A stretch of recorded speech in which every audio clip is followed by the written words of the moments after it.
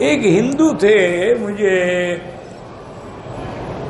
بڑا پکا ہندو تھا اور برہمن، یہ عام نقلی ہندو نہیں جیسے آج کل ہے، اصل تو ان کے برہمن ہوتے ہیں، پھر پنڈت ہوتے ہیں، پھر کھتری ہوتے ہیں، ان کے بھی مدارج ہیں نا، ان کے درجات ہیں ہندو کے، اسی لیے پنڈت نہرو وہ پنڈت تھا، اسی طرح گاندھی پنڈت تھا، کچھ برہمن ہوتے ہیں، کچھ کھتری ہوتے ہیں۔ تو بہرحال تو اس نے ایک عجیب فارمولہ لکھا، حساب لکھا ہے اس نے، اور نے کہا ہے کہ کسی چیز کا نام لو، مثلا لاؤڈ سپیکر، اس کو لکھو لاؤڈ سپیکر،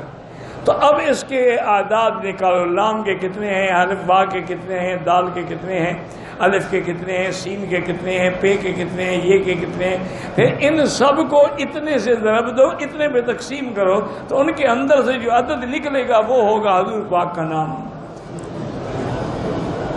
وہ ہندو ہے اور اتنا بڑا کام کر گیا وہ کہ کسی مسلمان نے بھی آج تک کسی حساب دان نے ایسا فارمولہ نہیں بنایا۔ وہ کہتا ہے کہ ہر چیز میں محمد مدنی کا نام ہے، تبھی تو وہ کہتے ہیں یہ دنیا قائم ہے، جب تک حضور کا نام نہ ہو دنیا کیسے قائم ہو۔